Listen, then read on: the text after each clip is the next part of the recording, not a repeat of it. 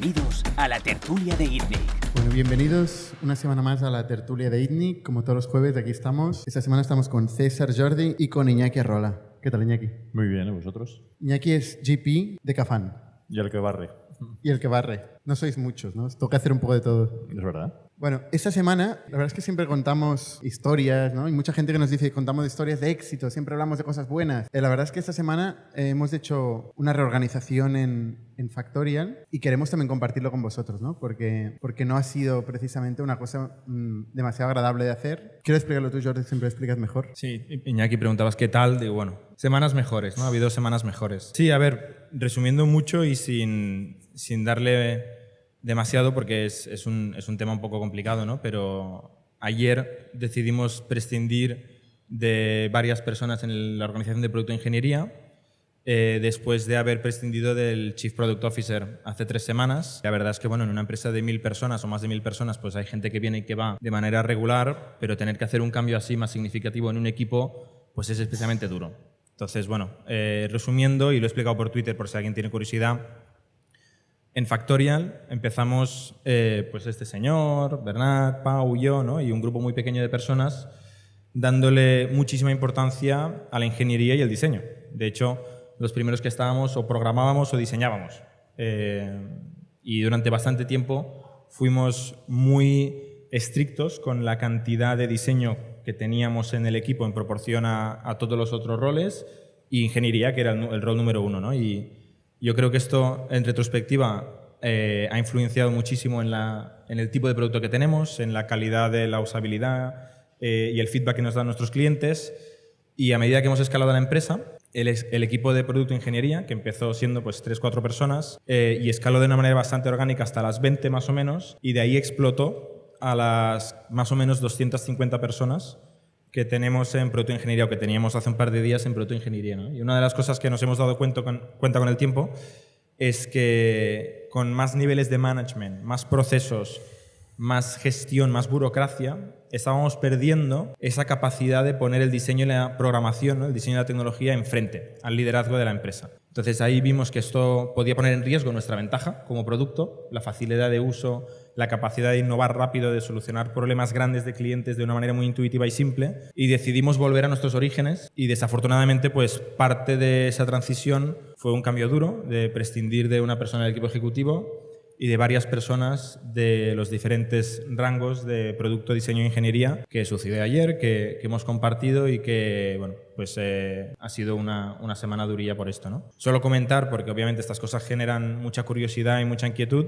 que es un cambio que está limitado al equipo de producto, que es un cambio que esperemos que la semana que viene ya no tengamos que hablar más de ello y que en el resto de la organización estamos creciendo, tenemos un plan muy ambicioso, estamos trabajando muy fuerte para llegar a este plan ambicioso y que si algo vamos a crecer en equipo más que de crecer, con lo cual no sale de esa estructura de producto y tecnología que queremos allanar, queremos hacer más flat, ¿no? Menos niveles, menos management, menos reuniones, menos procesos y más valor para los clientes. Hay una cosa que igual no es muy intuitiva, que es cómo se escala la organización de producto. En ventas no hay otra que escalar la organización con vendedores, ¿no? Porque al final solo hay una serie de llamadas al día que puedes hacer, solo hay una serie de conversaciones al día que puede hacer una persona. Pero en producto, el ir metiendo más gente y eso implica ir haciendo más producto no es obvio. Y de hecho, es una de las cosas que nosotros hemos aprendido a sangre, ¿no? Hemos ido invirtiendo en la organización de producto y hemos llegado a un punto donde nos hemos dado cuenta que no solo no avanzábamos, no sacábamos productos más rápido, sino que estábamos yendo para atrás. Y esto, la verdad, es que es una realización terrible. No se lo recomiendo a nadie, ¿no? Y es un poco lo que nos ha llevado a esta reflexión de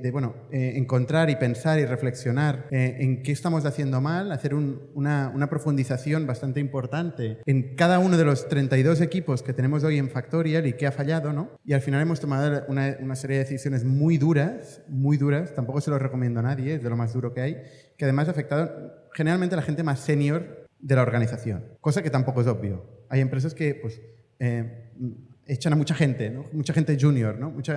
Nosotros hemos decidido responsabilizar a las personas más responsables. Y eso también tiene que ver con la cultura de Factorial, donde nosotros ponemos a los builders, la gente que construye, en el centro y le damos plena confianza. Y plena confianza implica también plena responsabilidad. Implica que la gente levante la mano cuando las cosas no funcionan. Y claro, cuando hemos hecho estos cambios hay mucha gente que ha dicho, hostia, ya lo veía venir, ¿no? Esto ya lo había dicho. Pero claro, en una cultura como Factorial, donde todo va tan rápido, no es suficiente el ya lo había dicho, ¿no? Quieres que la gente tome responsabilidad y mueva las cosas, ¿no? Ha sido una semana muy dura, la verdad, o sea, durísima, como os podéis imaginar, aunque tampoco, al final, es poca gente dentro de lo que es Factorial lo que le ha afectado, pero como es gente senior y que lleva tiempo, pues ha sido muy duro para todos nosotros, para toda la organización, ¿no? Dicho esto, vamos a mantener el equipo que tenemos a día de hoy, un equipo con un talento brutal, y eso es lo más heavy, ¿no? Tenemos un talento, hemos conseguido reunir en Factorial el talento más, yo creo, de los talentos más bestias que conozco de producto en España, y nos hemos propuesto hacer un periodo de reflexión y arreglar todos los problemas que tenemos en el producto, ¿no? Hasta seguir creciendo, hasta seguir escalando.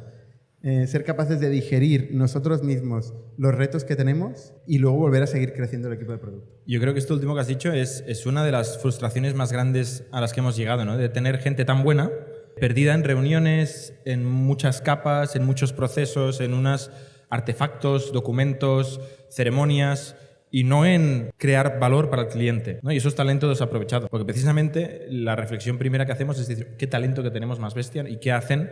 ¿No? O sea, hay equipos que no sabíamos, no entendíamos lo que hacían porque la forma nuestra, ¿no? Y todo empieza y acaba por nosotros. La responsabilidad siempre la tenemos nosotros dos, el consejo, el equipo ejecutivo, ¿no? Y bueno, esperemos ver más velocidad y más calidad en los nuevos productos que vamos a lanzar y un equipo más fuerte. También es que la expectativa es muy alta. O sea, nosotros nos proponemos resolver problemas de cliente con soluciones muy diferenciales. Y una de las cosas que consideramos clave en eso es empoderar al ingeniero y al diseñador. Y en mucho, lo que nos ha pasado un poco es que hemos generado mucha burocracia a nivel de producto, de lo que es la gestión del producto, y al final el ingeniero se ha colocado en una posición donde recibía las peticiones, ¿no? Le llegaban por un tubo, no todos los equipos, algunos equipos, y se dedicaba a programarlas, ¿no? Y cuando pierdes el talento que tienen los ingenieros o los diseñadores en la construcción de la solución, en entender el problema, en tener la irreverencia de decir ¿por qué tenemos que hacer esto? Es donde pierdes realmente el talento de las organizaciones y donde se dejan de generar los productos diferenciales. Entonces hemos vuelto a esta cultura. Hemos vuelto a la cultura, pues tú, César, pues estarás en ella, es que no tienes más remedio, ¿no? Todo el mundo es builder ahora mismo, ¿no? Pero volvemos a la cultura del builder, a la cultura de confiar en la gente que construye soluciones, exponerles al problema, no dárselo masticado, sino exponerles al problema y que encuentren la solución, y a redefinir el rol del product manager, que pues últimamente se ha discutido mucho y se ha discutido mucho en general en el mundo, ya no solo nosotros. Casualmente nos pilló en la charla de Brian Chesky donde hablaba del rol del PM, nos pilló en plena discusión y con conclusiones muy parecidas, ¿no? Nosotros vemos del PM, el máster, el rey, digamos, de la solución, del problema, no de la solución, y es la persona que tiene que estar en el mercado con el cliente, entendiendo cuáles son los problemas, como muchos de vosotros, ¿no? Que estáis en el mercado hablando con clientes, entendiendo cuáles son los problemas, encontrar los problemas más gordos, que a veces esto no es intuitivo, parece que, ostras, este problema, más o menos me imagino una solución, no es muy difícil, lo voy a solucionar. No, seguramente si no es muy difícil, si no es muy gordo, realmente no espera una solución diferencial, ¿no? La gente no va a matar por él, ¿no? Es buscar problemas realmente gordos y ser capaz de decir, vale, me voy a enfocar a esto, porque esto realmente es un problema. Y luego, con la conversación en la oficina, que es normalmente lo que hacemos los founders, donde está el ingeniero, el diseñador, normalmente. Hey, ¿cuánto me costaría? ¿Cómo conseguiríamos hacer esto? ¿Cuánto tiempo tardarías en tener una solución para esto? En este scope de definición de cuánto me va a costar, es donde encuentras la oportunidad. La oportunidad no es solo el problema, puede ser un problema muy grave, ¿no? Vamos a ir a Marte. Oye, pues igual no tenemos la forma de ir a Marte fácil, ¿no? A mano, ¿no? Pero cuando se junta el problema grande, con la capacidad de construir una solución, en este momento se genera la oportunidad. Entonces, este es el rol para nosotros del PM. Es un rol de go-to-market, es un rol de mercado, de calle, que habla con el cliente, que le sugiere, le tira hipótesis, que consigue el commitment del cliente y que luego esto se lo trae el ingeniero y el diseñador, que en vez de meterse en la solución, decirle, oye, construyeme esto, lo quiero así, lo quiero así, mete el diseñador con el cliente, lo trae con el cliente y le dice, mira, vamos a resolver esto. Y es el diseñador y el ingeniero los que piensan la solución junto con el cliente, tienen un sitio en la mesa, ¿sabes? No, es horizontal, no es jerárquico, ¿no? Y consiguen entre todos, entre este equipo, hacer algo muy difícil, un milagro, que es lo que tú normalmente, Iñaki, imagino que estarás buscando. Un milagro que es una solución diferencial a un problema y un problema que representa un mercado grande. Esas dos cosas, ¿no? Y yo iba a añadir una cosa, y es que os honra el dolor y os honra la cultura, ¿no? Os honra la cultura de querer, hay un problema, lo queremos solucionar, porque fácil sería acostumbraros o ir haciendo un cambio transicional, oye, poco a poco, tal, no sé qué, y yo creo que honra la cultura de Factorial el decir, bueno, esto nos hemos equivocado, lo decimos nosotros que la responsabilidad es nuestra, pero lo cambiamos. No vamos a cambiarlo poco a poco. Y os honra el dolor como emprendedores de despedir gente, que algunos los tenéis cerca, ¿no? Porque también uno, una vez que tiene 1000 empleados, podría convertirse en insensible a la contratación y a los despidos, ¿no? Y yo creo que dice de vosotros ese dolor, esa cultura y esa transparencia de estar contando estas cosas que hacen estar más contentos de la suerte que he tenido de ser inversor de Factorial. Poco más, ¿eh? Poco más de este tema. Nos ha sorprendido que hay gente que nos ha escrito por Twitter, ¿no? Y gente que, bueno, que se queja, que nos critica, que lo entiendo. Es normal. Nos viene en la posición. La verdad es que tomar esas decisiones, lo que tú dices, Iñaki, lo fácil es dejar pasar el tiempo y pensar, bueno, ya se arreglará, pero no ha sido nuestra cultura, no ha sido lo que nos ha llevado aquí, ¿no? Y que ante el éxito, había este fin de semana pasado, lo hemos estado comentando en la comida, una entrevista a Juan de Antonio, que siendo una empresa con más problemas más cercanos al día a día de la gente. Porque Juan de Antonio, fundador y CEO de Cabify. Perdón, fundador de Cabify. Él decía que en España, cuando haces cosas relevantes, pues a veces te la guardan, ¿no? Y vosotros estáis haciendo una cosa relevante y lamentablemente nunca vais a tener gente contenta y lamentablemente también tendréis gente esperándoos que salgan cosas mal para poder deciros, oye, pues... Tal. Sí, pero yo creo que no nos podemos conformar, ¿eh? No, o sea... Tenemos que trabajar en ser transparentes y conseguir explicar que las cosas, cuando las hagamos mal, que las haremos y las hacemos muchas veces mal, a menos explicar por qué las hemos hecho así. La honra de la cultura. Intentar conseguirlo. Y en general, pues ponemos mucho esfuerzo, ¿no? Y estamos aquí, entre otras cosas, intentando explicar cómo tomamos las decisiones, obviamente sin entrar en demasiado detalle, porque a veces afecta a otras personas, pero explicar cuando la cagamos, por qué creemos que ha sido la cagada y cómo lo queremos corregir. Iñaki, explícanos cómo va Cafán. Primero, ¿puedes hacernos un pequeño Como vaya Factorial. un pequeño pitch de cuáles son los fondos de Cafán que habéis hecho hasta ahora? Habéis levantado mucha pasta como fondo. Como varios fondos, ¿no? Nuestro fondo 1 es el que ha invertido en Factorial, año 2016, 50 millones, y lo que ha evolucionado un poco la sociedad gestora, que al final nuestra entidad no es un fondo, sino una sociedad gestora de fondos, es que gestionamos distintos tipos de fondos y la idea de largo plazo es que vaya más allá, ¿no? A día de hoy tenemos 3 tipos de fondos, un fondo de fondos, Fondo de fondos significa que captáis dinero de inversores institucionales y los invertís en vehículos de VC. Eso es. O sea, en competencia de Cafán. Bueno, más sí, o menos. Sí, pero es verdad que son fondos de Estados Unidos casi todos, con vale. lo que nos tocan menos en cuanto a la competencia, vale. ¿no? Aunque es verdad que podría haber un fondo interesado en invertir en Latitude, publicidad, que potencialmente pudiese competir con nosotros, ¿no? Pero bueno, la gestora está dividida suficientemente como para que eso no me preocupa nada, ¿no? Pero sí, fondo de fondos es ese y que es un poco lo más externo a lo que hacemos, ¿no? Y con lo que no hemos nacido, ¿no? Y luego lo que tenemos es un fondo de fases iniciales y un fondo de fases posteriores. Fondo de fases iniciales, tickets hasta 2 millones y fondo de fases posteriores de 5 a 15, ¿no? Como ticket inicial. Que en Factorial habéis invertido desde los 2. Claro, entonces lo que puede pasar es que las compañías según van evolucionando, tú puedas tener tu fondo ya invertido en una compañía y que luego cuando se haga más grandota pues puedas tener también la oportunidad de invertir ahí. ¿Y eso no te genera un conflicto? ¿Cómo gestionas entrar en una ronda posterior con un vehículo, con LPs diferentes a una ronda que has hecho con otro fondo con un grupo de LPs? A priori no, ni debes ni puedes hacerlo, ¿no? Porque yo creo que uno de los... Hablábamos de predictibilidad y transparencia en vuestro caso hacia todos vuestros stakeholders. Nosotros también... Tu negocio es súper importante. Súper importante. Nosotros le hemos dicho a los inversores oye, yo quiero tomar una participación en compañías como Factorial y luego poder meter todo el dinero que sea necesario, ¿no? Pero te pueden pasar 2 cosas. Una, que todos los fondos en su pacto de socios tienen un máximo por compañía, puedes haber llegado ya a esa compañía, o 2, que se te puedan haber acabado el dinero del fondo en concreto, ¿no? Yeah. Y en el caso de Factorial nos pasaron las 2 cosas. Habíamos metido todo lo que podíamos meter y además el fondo ya no tenía más dinero para invertir, ¿no? Entonces, en ese caso no hay un conflicto de interés y aunque tú se lo explicas a un órgano de supervisión externa que tienes de, oye... Como un consejo. Sí, se llama órgano de supervisión, que básicamente lo que es los inversores más relevantes. Los LPs. Los LPs más relevantes, LPs Limited Partners, que son los inversores de los fondos, lo que tienen es una capacidad de opinar sobre los conflictos de intereses que puedas tener tú como gestor. Entonces, en este caso, pues se les dijo, oye, tenemos esta participación en Factorial, hay una ronda de X dinero, podríamos acudir, pero no tenemos más dinero. ¿Qué os parece que el otro fondo pudiese invertir? Y tienen que dar el ok los dos lados. El fondo que ya tiene la participación en Factorial y el fondo que no la tiene, porque también a lo mejor le parece mal, por lo que sea. Y eso no suele tener un problema, además, por lo que hemos dicho, cuando especialmente eres follower de la ronda de financiación. No estás marcando la valoración, con lo cual en Claro. realidad tú te apuntas a algo que ha pasado en el mercado, ¿no? Claro, porque... Y en realidad estás ganando un derecho gracias al otro fondo, ¿no? Porque en este Sí, caso sí, Leadwin no tenía por qué saber que existía la ronda de Factorial, pero como ya estabais en el fondo early stage, tiene derecho a meter un trozo de la ronda. Así es, sí. Entonces, lo que decía Bernat es que ahora lo que vamos a lanzar también es un fondo de fases anteriores todavía, pues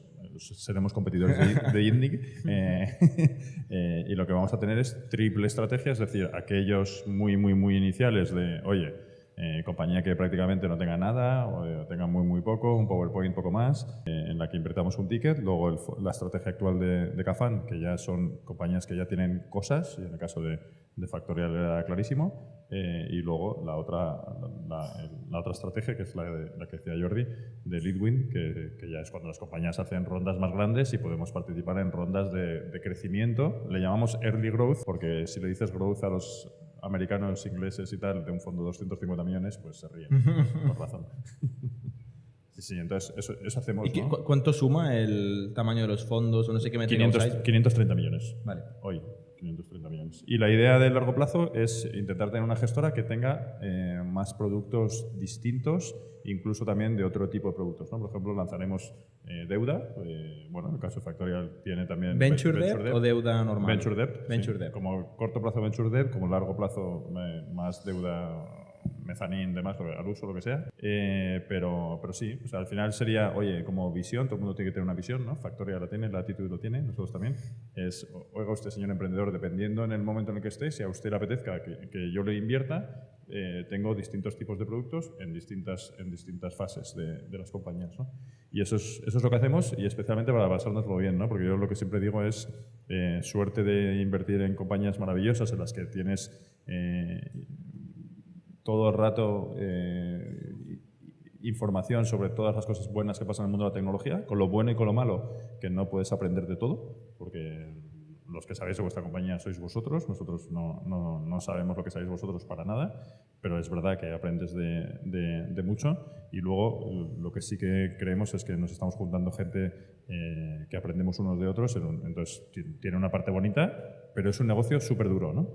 Que yo creo que una de las cosas que se piensa es que el mundo del VC es fácil, yo te doy dinero a ti no, a ti sí, me quedo con el puro, dentro de unos años vienes, he ganado dinero, y la realidad es que no. Es Más muy o menos, difícil. más o menos. Bueno, primero hay que captar ese dinero, ¿no? Que eso al final hay que llegar a los inversores y No decir, crecen los "Oiga, árboles. ¿eh? No crecen los árboles. No crecen los árboles, tienes que poner un dinero relevante tú también, un dinero personal, igual que lo ponéis vosotros, tienes que tener una exclusividad, todo este rollo, pero luego también hay un momento intermedio que no se suele ver desde el mundo emprendedor, que lo hablábamos antes de la comida y que lo sabéis de sobra, y es, yo puedo tener la suerte de invertir en Latitude o en Factorial, pero la clave es de las dos compañías cuál es mejor y a cuál le pongo más dinero en las rondas posteriores, y lamentablemente no ponerle a la otra, ¿no?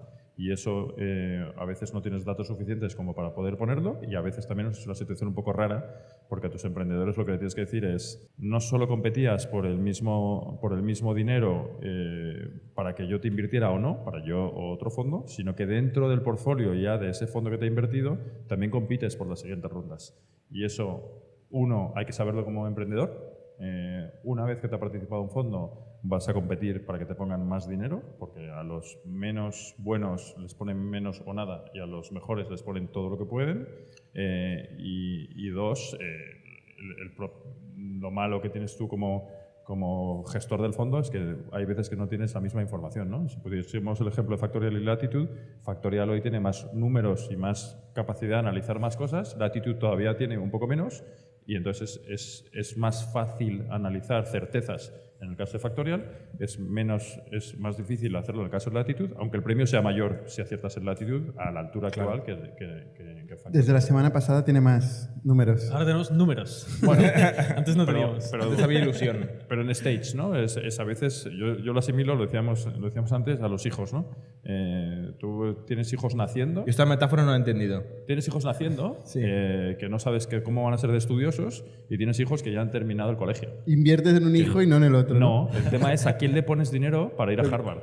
¿Es al joven que no sabes cómo de listo es o al más mayor que ya sabes si es más o menos ¿Tú cómo lo listo? has hecho? ¿Tú tienes hijos? ¿Cómo lo has hecho esto? Gracias a Dios todavía no están ahí. Y todos son distintos, es como las startups. Es una mierda. El tema del follow-on, yo creo que se habla poco y es un tema muy interesante, ¿no? Porque, o sea, tú has metido dinero en una compañía, tienes el 10%, vamos a decir, de la compañía, y en la siguiente ronda, pues tú puedes, por ley en España y en otras jurisdicciones, Y en general, por pacto de socios, se en acostumbra general, a poner puedes poner un 10% del dinero que entra. la prorrata, se dice esto. Claro, entonces pueden pasar tres cosas. Una, que no metes el dinero que te corresponde de la siguiente ronda, el 10%. Puede pasar que metas el dinero que te corresponda o puede pasar que metas más. Normalmente si metes más es porque no hay otro que lo mete, lo cual es un problema. Puedes meter la prorrata, pero esto implica que tienes que dejarte más pasta en la startup, en la compañía donde estás invirtiendo. O puedes no meterlo, lo cual significa que no estás creyendo en el proyecto, por lo cual este emprendedor va a tener problemas igual en levantar dinero si el propio inversor no cree en el proyecto. Entonces, casi todo lo que hagas es peligroso. Sí. Y tiene problemas, ¿no? O sea, no hay una no decisión. Claro. O sea, hagas lo que hagas, hay una decisión, porque tiene consecuencias. Y al final, pues, o sea, un inversor no tiene mucho trabajo en el día a día, pero tiene momentos de la verdad, como este, donde tiene que tomar una decisión y puede afectar mucho el futuro del proyecto, ¿no? Y que es el que da, paradójicamente, el retorno al fondo. Porque tú, al final, esta es la historia de K1. K1 invirtió en 27 compañías, tiene 3 excepcionales. Factorial es una de ellas, Urbanita es otra de ellas y Exótica es otra de ellas. Tenemos 6 compañías muertas a esta altura, que no es mucho, pero alguna más morirá, ¿no? Fondo que empieza en 2016. Tenemos otras 6, 8 compañías que hemos vendido por poquito. Tenemos también otras, 6 también, me da igual. Compañías que lamentablemente terminarán siendo un buen autoempleo para los fundadores, pero a nosotros nos dará igual, es decir, no generará rentabilidad, y otras que todavía no sabemos, porque todavía lamentablemente es hasta pronto, ¿no? Porque el fondo empieza en 2016, pero nuestra última inversión la hacemos en 2020, ¿no? La clave por lo que está saliendo también ese fondo no es solo por haber tenido la suerte de haber invertido en estas 3 compañías, no solo también por la suerte de que unas cuantas las hemos vendido sin perder dinero, ganando un poquito, sino especialmente porque tuvimos la suerte de identificar buenos patrones o chiripa, que igual fue chiripa, de poner más dinero en estas 3 compañías y poner todo lo que podíamos, ¿no? En una pusimos todo lo que podíamos porque gana dinero y entonces nunca hubo opción de poner más, y en Exótica y en Factorial también pusimos todo lo que podíamos, ¿no? Pero nos equivocamos con una de Cocinas Fantasma, que se llama Kids, y sufrimos mucho también por eso, porque en ese momento intermedio, el número es muy bueno, está no sé qué, pum, no sé cuánto dinero que lo has terminado tirando a la basura, ¿no? Entonces, si te equivocas en una y tienes 3 excepcionales, no pasa nada, pero si te equivocas en una, más el dinero que ya estás perdiendo de todas las anteriores, más el coste de oportunidad de todas las que no te generan rendimiento, pues los números no salen, ¿no? Y los números son muy duros, ¿no? Al final, un fondo de estos termina teniendo en aquellas compañías que no hacen muchas rondas, 15, incluso 20%, pero aquellas compañías que hacen más rondas y cuando tienes un fondo pequeño tienes un porcentaje pequeño, lo que significa que si nosotros tuviésemos, me da igual un número redondo, un 5% de Factorial, para un fondo de 50 millones, cada billón te devuelve un fondo, pero es que tienes que invertir en suficientes compañías como para que el fondo, para que esté bien, te genere más de 3 veces retorno para los inversores, y para eso hay que compensar todas las muertes que tienen, ¿no? Entonces, ese momento intermedio es el que hace que tú mantengas esa participación para que cuando vendas genere suficiente dinero para los inversores, ¿no? Porque mientras tanto, en vuestro caso, de las empresas en las que habéis invertido que han levantado una siguiente ronda, ¿cuál es la distribución entre estos tres escenarios? A ver, repite. O sea, de todas las empresas en las que habéis invertido que han levantado una ronda siguiente, ¿cuál es la distribución de estos tres escenarios? Es decir, ¿en cuáles no habéis hecho prorrata, en cuáles habéis hecho prorrata y en cuáles habéis hecho inversión extra? Pues mira, en el fondo 2, que el otro día mandamos el reporte de inversores del trimestre, venía que en el 45% se habían graduado. Graduado es una ronda buena, ¿no? Porque claro, esto... O sea, 45% de las inversiones han hecho una ronda buena después de la vuestra. Sí, entonces, claro, porque eso, lo de la ronda posterior lo carga el diablo, ¿no? Porque a veces una compañía en una mala situación levanta algo de dinero y se la cuentas como eso, es una pena, ¿no? Pero la clave no es ni siquiera esa ronda posterior, porque nosotros a veces invertimos muy pronto, es más allá de eso, ¿no? Es cuánto levantan de pasta en el futuro y qué porcentaje tienes, ¿no? Entonces, lo que es bastante difícil, y hay un componente de suerte también en eso, es ordenar las compañías para ponerle más dinero a las de arriba y no ponerle a la sexta. Y es una putada, porque si la compañía sexta es la tuya, igual tu compañía para ti es buena y para otros inversores incluso es buena, pero yo no te pongo más dinero porque tengo otras 5 mejores, percibidas como mejores, que es que lo de mejor también es muy, muy discutible, ¿no? ¿Y cómo afecta, entonces, porque el tema del signaling sí que es bastante importante, ¿no? Entonces, ¿cómo lo hacéis? Porque, por ejemplo, hay otros fondos que dicen, mira, yo te meto pasta en la seed y me comprometo en la serie A por lo menos a hacer prorrata. No hay muchos que lo hagan, pero... Esto sería una muy buena lo hacen promesa. por el signaling. Sería una muy buena Point promesa. 9, a ver, en su homepage pone, garantizamos, invertimos en seed y garantizamos que invertiremos en la serie A. Seguro que miramos y seguro que algunos no lo han hecho, pero lo pone en su homepage. Pero ¿qué es invertir, no? Vosotros bien sabéis que hay inversores que te dicen, no, he participado en la ronda y te han puesto 100.000 euros, ¿no? Y dices, bueno, ¿qué es participar? Ya, ¿no? O sea, ahí es donde esto no pone. El diablo Esto no está... pone. Me parece que sí que explicitan que por lo menos hacen prorrata. ¿Ah, Sí. sí? Creo que sí. Puede ser, ¿no? O sea, Que te la juegas, ¿eh? Porque se te pone ahora una empresa de estas de AI y te hace una mega ronda a no sé cuántos billions y la prorrata es muy cara, ¿eh? O sea, tú lo has visto cuando la empresa va creciendo, la prorrata se va complicando. Pero también eso te genera una pregunta como gestor previa y es en cuántas compañías de ese tipo te puedes invertir dado tu tamaño de fondo. Bueno, es que se te acaba el dinero. Si tú tienes O te jode la ecuación. O tienes una estrategia de no hago follow en ninguno porque me meto en tantos moonshots que me da igual. Con uno que funcione es más que suficiente, ¿no? Entonces, no sé si me he perdido algo que... Sí, no. No, pero sí, o sea, para complementar lo que dices tú, César, o sea, ayuda mucho como emprendedor si vas a levantar una ronda y dices todos los inversores o los lead investors o este y este de las rondas anteriores van a participar como mínimo con prorrata. Que nosotros, por suerte, siempre lo hemos podido decir. Y ayuda un montón. Porque el inversor existente, aparte de que es más dinero y es más validación, lo sabe todo. Porque lo que le da miedo al inversor nuevo es lo que no sabe, ¿no? Entonces, el inversor que lleva 1, 2, 3, 4 años en la empresa y se ha comprometido a meter más pasta, bueno, pues es que te quita bastantes miedos, ¿no? O es muy tonto o te está mintiendo, pero esperemos que no, es una buena validación y a nosotros nos ha ayudado mucho tener socios súper comprometidos que nos han dicho al momento de decir fundraising, cuenta conmigo. Ayuda, pero yo desde mi punto de vista creo que no es deal breaker. Generalmente no es deal breaker porque al final el líder es nuevo, tiene que entrar en un sitio donde no está. Entonces es dinero nuevo, ¿no? Sabe que la gente que está anteriormente ya tiene un interés en la compañía. Exacto. Ya no es objetiva, ¿eh? Y es un poco culpa tuya. Y es coste hundido. Depende de cómo tiene el factor coste hundido. Como ya ha metido Claro, pasta, como ya ha metido, no es... tengo que darle vida a esta compañía, porque si no muere. Y es un poco culpa tuya, ¿no?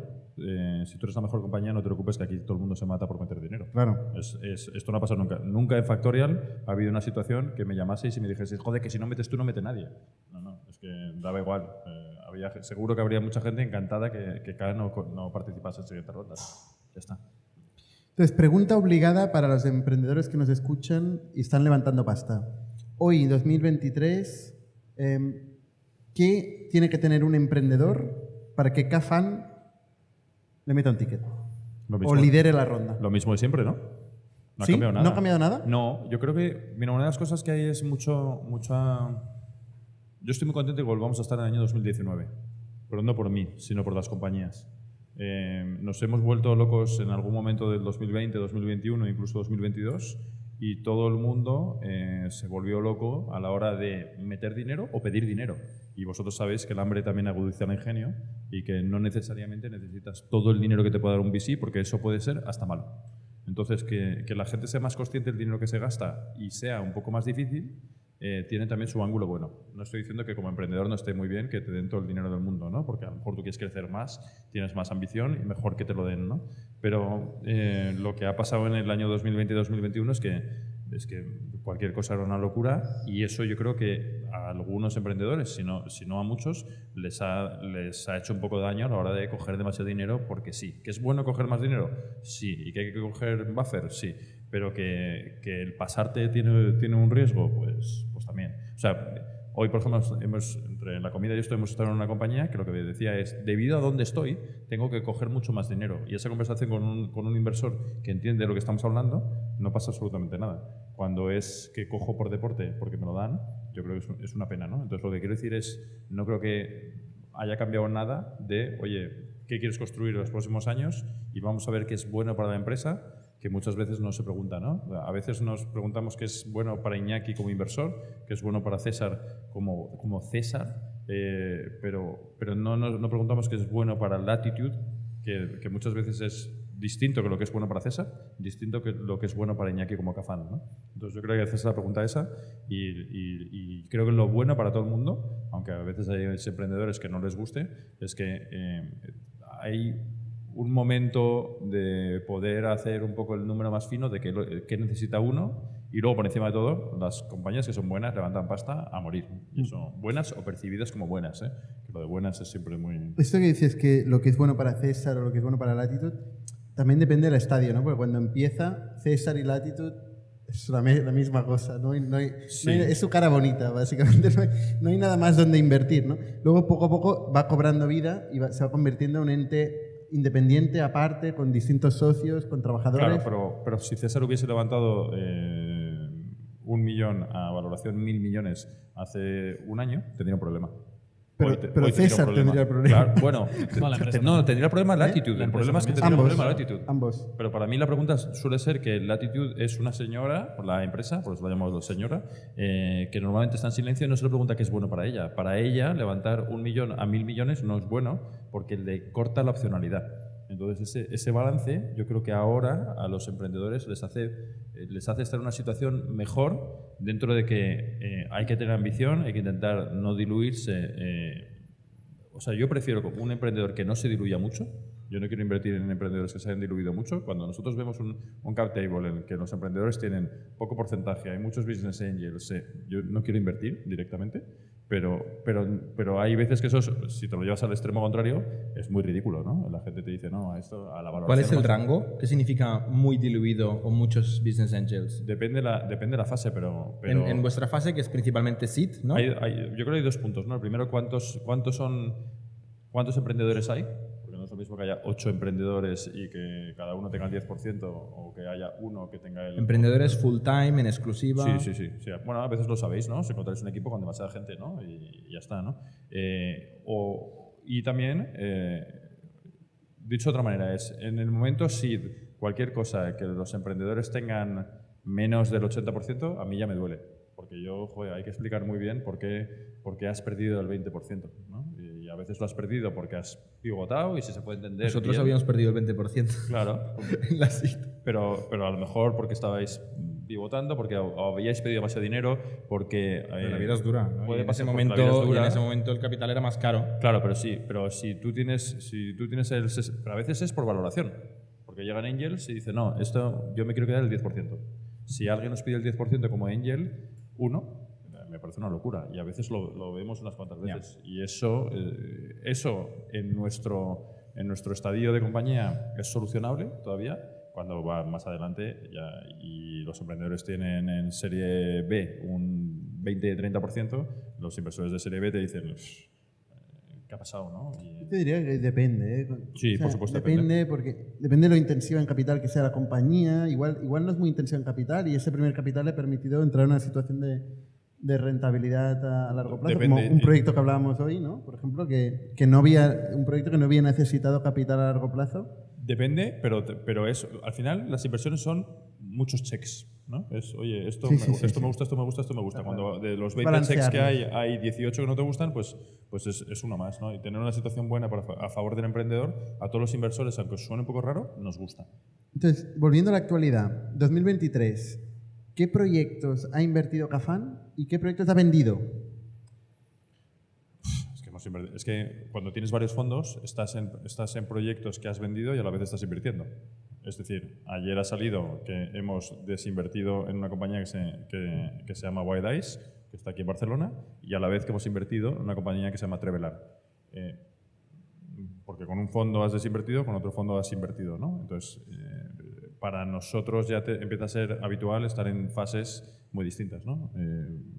Podría pasar que mañana... No sabía que eras gallego. No, pero es verdad, mañana podríais vosotros salir a bolsa y con otro fondo estar invirtiendo en una compañía Eso super no tiene nada que ver con la pregunta, de verdad. No, Pero sí. en el consolidado de Cafán, Sí.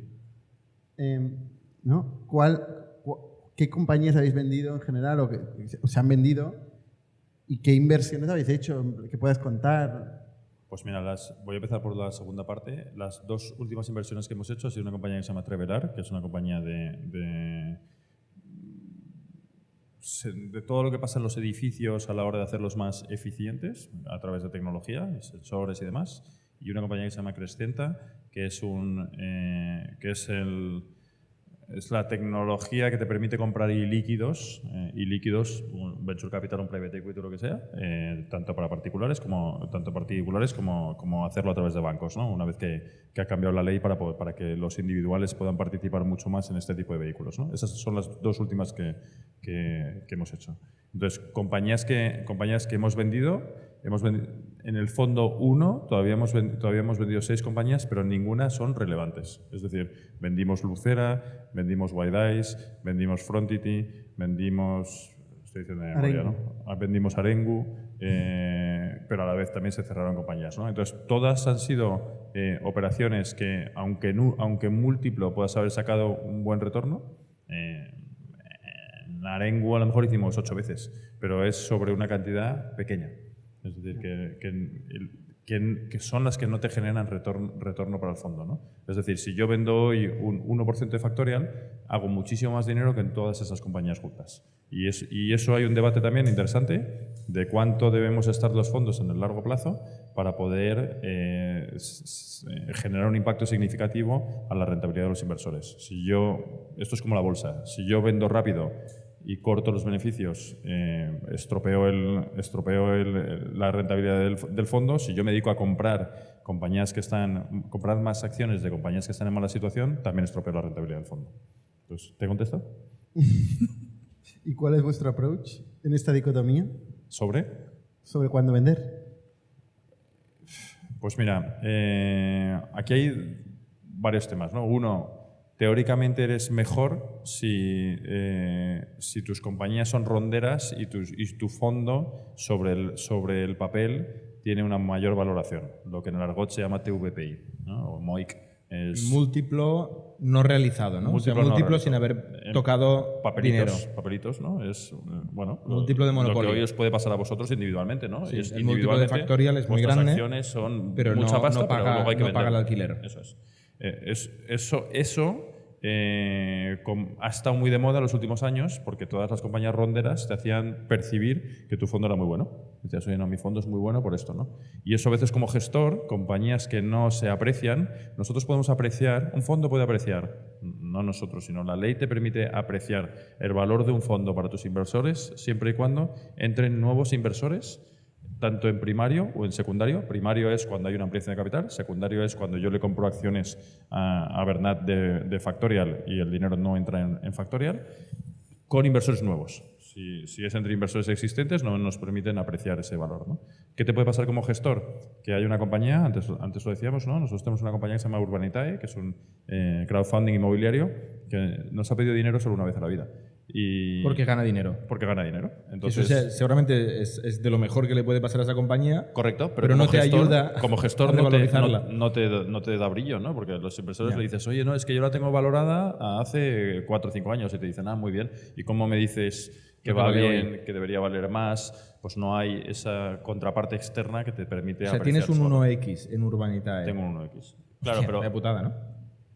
Y no, eso- porque te dedicas a decirle a los inversores la verdad. Eso Bueno, ya lo venderás, ¿no? ya lo venderás algún día No pasa nada. por euros. Yo digo siempre una frase que es un poco bruta y es que el TVPI, que es ese MOIC que decíamos antes, es un poco una métrica, es un vanity metric, es una métrica un poco de pobres. Lo que vale de verdad es cuánto dinero le ha venido a los inversores de verdad. Ahí, cuánto has devuelto. Este, el DPI, que El se DPI. llama DPI, ¿no? Eso Y se que llama nunca DPI. nadie habla de él. Nadie Nunca habla nadie lo cuenta. Nadie habla de él y que paradójicamente tienes que estresar el valor de la compañía porque ahora mismo que vosotros dos, César ya no está, ¿no? Pero que vosotros dos hagáis que Factorial valga el doble, nuestra sensibilidad como fondo es que cada vez que hagáis el doble, yo hago una vez el fondo. Para vosotros 2 veces el fondo, 2 veces el valor actual es un reto, es algo relevante, pero ya no es lo de antes. Ya no es cuando la compañía era más chiquitita y multiplicarla por 2 siendo difícil, pues no es... Cada vez es más difícil, es evidente. Claro, pero es la curva J que le llaman, que es la curva de retorno de los fondos, al final de todo es mucho más inclinada, con muy pocas compañías, pero esperar a ese final de la curva J es el que en el largo plazo te hace ganar dinero como inversor y como gestor. En el corto plazo puede que no te interese porque hay veces que tienes que levantar otro fondo. Entonces tienes que ir diciendo, no, es que prefiero ser un fondo rondero, prefiero vender un poquito, prefiero lo que sea, pensando en mi otro fondo. Entonces nosotros en eso siempre hemos tirado piedras contra nuestro propio tejado, hemos sido súper transparentes en decir, nos está pasando esto, a la vez nos puede haber venido mal, pero pensamos que tenemos que pensar individualmente los inversores de cada fondo, que por cierto estamos nosotros también. O sea, yo en ese fondo, y me da igual decir la cantidad, he invertido $500.000 de euros mío. Y a mí me duele $500.000 de euros. Y yo quiero sacarle rentabilidad a ese $500.000 de euros. Está claro. Me hace gracia porque decías, César ya no está. Lo que pasa es que César está muy interesado en esta conversación porque tanto él como muchos de los trabajadores en Factorial que tienen contratos de stock option, los phantom shares en este caso, tienen el mismo problema, el mismo dilema de decir, oye, cuando hay una ventana de liquidez, por ejemplo, hay la oportunidad de vender, ¿vendo o no vendo? ¿Me quedo o no me quedo? ¿no? Al final viene a ser un poco el mismo dilema sin tener que dar respuestas a nadie, ¿no? Porque al final es uno mismo que toma la decisión. Claro, en el caso de César, salvo que haya estado en varias compañías exitosas en las que tenga SOPs de todas... Vamos a hablar de César. No, lo que quiero decir es César no es como un fondo que ha podido trabajar en varias compañías a la vez y le han dado SOPs de todas. Bueno, creo que no es multi... Está poco diversificado. La verdad que sí. El Todos fondo los está huevos en la más- misma cesta. No, Pero el fondo está hay más de una cesta. El fondo está más diversificado y como el fondo está más diversificado, esa pregunta te la haces también viendo el portfolio. No es lo mismo que yo solo tenga un campeón, que yo tenga varias compañías y me pueda permitir decir, oye, mañana vendo un 1% de una compañía, no pasa nada, quito un poco de riesgo, porque también si quitas un poco de riesgo de la mesa, porque cualquier compañía, a pesar de lo bien que puede ir Factorial, sigue siendo riesgo y a lo mejor te merece la pena vender algo, ¿no? Pero la idea es que lamentablemente hay que aguantar. ¿Y cómo es compatible esto? No sé si medio lo hemos hablado, pero ¿cómo es compatible con el tema del periodo de desinversión? Es decir, vosotros tenéis un límite temporal donde tenéis que devolver este fondo y entonces sí o sí tenéis que salir de las compañías, ¿o podéis aguantarlo?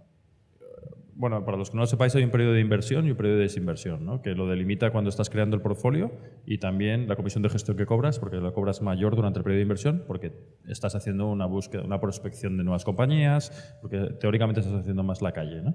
Pero luego hay un periodo, como bien, y ese periodo de inversión se termina cuando pasan un número determinado de años, cuando llegas a un número determinado de compañías o cuando llegas a un porcentaje del dinero invertido de los compromisos que tus inversores han adoptado contigo.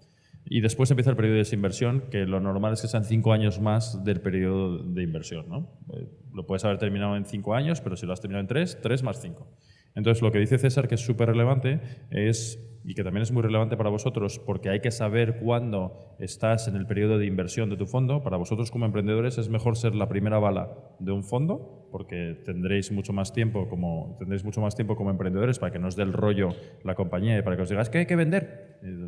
Que vender, no me cuentes tus problemas, ya tengo suficientes problemas como compañía, ¿no? Entonces, lo que dice César al final es que llega un momento que te acercas peligrosamente al periodo de cierre del fondo, ¿no? Porque 5 años más, en este caso, 8, oiga, que este fondo hay que cerrarlo, ¿no? Entonces hay distintas soluciones, ¿no? Solución una es, oye, trato de buscar liquidez entre mis distintos entre inversores a lo mejor de la compañía. Yo llamo a los inversores de Factorial o de las otras compañías, te vendo, normalmente vendes con descuento y vas una a una vendiendo las distintas participaciones. Punto 2, vendes el fondo entero, que hay fondos que compran fondos completos con secundario y que lo normal es que se fijen en una o dos campeonas, ¿no? A lo mejor nosotros llegamos a uno de esos fondos y le decimos, oye, quiero vender este fondo. Y dice, muy bien, ¿cuál es la que yo considero que es mejor? Factorial, fenomenal. Te la compro con este descuento, las demás me dan igual y yo compro a todos tus inversores y los saco a todos. Un ejemplo para entender esto, Iñaki, sería, imagínate que yo quiero invertir en Stripe como loco antes del IPO y me voy a un fondo que invirtió en Stripe hace 10 años Eso es. y le compro el fondo entero y me quedo el resto del portfolio un poquito de propina. Claro, porque además no es solo en el IPO, sino que a lo mejor tú quieres invertir antes, ¿no? Si nosotros hoy... Por eso digo, sabiendo que quizá hace IPO en 1 o 2 años, Eso es. yo compro por secundario, Compras todo el compro derecho VC pro rata entero, que yo tengo. compro el VC entero. Compro el VC entero porque lo que más me interesa es, uno, la participación que el VC hoy pueda tener en Factorial y ese upside.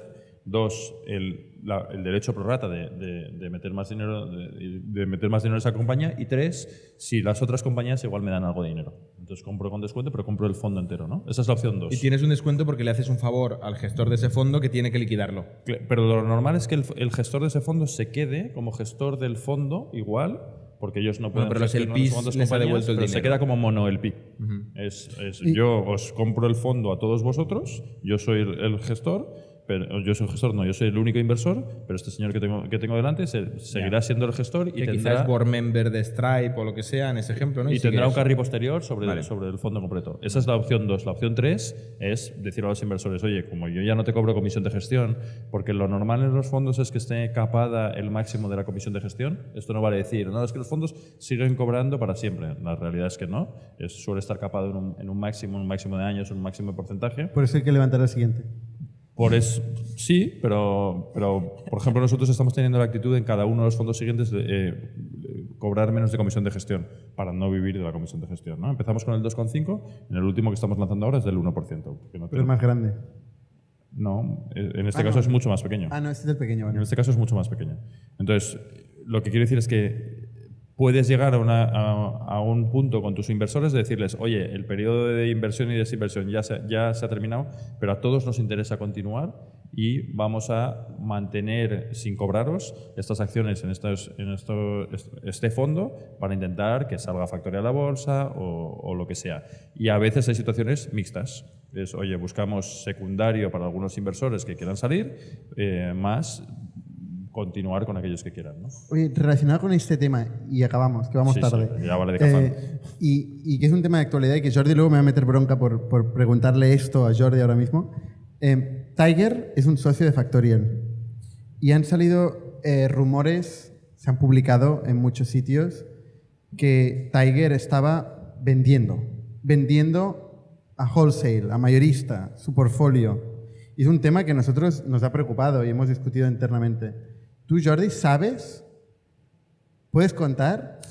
Son dos preguntas diferentes. ¿Puedes explicar qué pasa con Tiger o qué sabes de qué pasa con Tiger o qué puedes contar de este tema que mucha gente... Eso lo podíamos hablar antes, ¿no? De si me lo podías preguntar o no. En Silicon Valley mucha gente ha estado hablando de Tiger, ¿no? Y estos megafondos gigantes, multibillion, que de golpe han puesto a la venta sus portfolios. A ver, sé, porque es socio nuestro, y hablé con el partner que representa nuestra inversión, o sea, su inversión en Factorial hace un par de días, y voy a intentar explicar sin explicar demasiado, porque no les he pedido permiso para explicar. Siempre te hago la putada. Ya, bastante grande. No hablan español. ¿Eh? No hablan español. No hablan español, y eso es verdad. El tigre.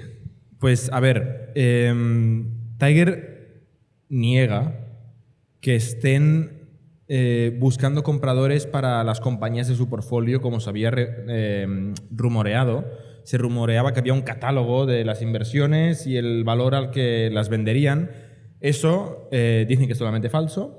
Lo que sí parece ser que pasó es que exploraron una compra, como lo que decía Iñaki ahora, parcial, o sea, un trozo de todo portfolio. Quiere decir como sustituir un LP por otro, ¿no? O sea, cambiar algo en LP por otro. Eso parece ser que se exploró, no se hizo. Y Tiger sigue teniendo sus LPs y sigue teniendo sus inversiones. Ha hecho alguna venta en secundario, alguna pequeña y alguna grande, pero mayoritariamente no ha hecho ventas y no está activamente buscando hacer ventas. Yo creo que con esto te contesto sin... Vale. Igual en la sección de preguntas alguien quiere ahondar más. Vale, oye, pues dejamos aquí la tertulia. Para concretar, no han vendido su posición de Factorial, siguen siendo socios nuestros Esto y desde el no punto- quieren vender, se les ha ofrecido comprar y no quieren vender. O sea, han pasado cosas que también a mí me confirma que no, que todo bien, ¿no? Porque les han hecho una oferta y la rechazaron. Esto evidentemente es algo que a los emprendedores nos preocupa, ¿no? O sea, ¿quién tenemos como socio? Sí, claro. De golpe nos aparece alguien que igual es un competidor. Eso Igual es lo que nos alguien preocupó mucho. Claro. Un día. Entonces, claro, nosotros vemos desde el punto de vista del fondo, bueno, tengo que cambiar el portfolio, tengo que salir de aquí y de ahí, pero nosotros el nombre y apellido, la persona Exacto. que se compromete con nosotros y que está en la mesa, nos importa mucho, ¿no? A ver, esto nos pasó, ¿eh? O sea, vamos a contarlo todo porque sale en las noticias, pero la persona con nombre y apellidos que invirtió en Factorial desde Tiger ya no está en Tiger, tiene su propio fondo. Ahora hay otra persona con nombre y apellidos que hemos tenido que conocer y hemos tenido que crear una relación con esa persona, pero eso te puede pasar. Iñaki, por suerte, es el fundador y es muy poco probable que desaparezca de Cafán. Igual me muero.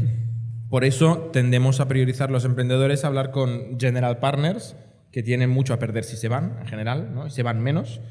Partners, que tienen bastante a perder si se van y tienden a no irse mucho, pero se van.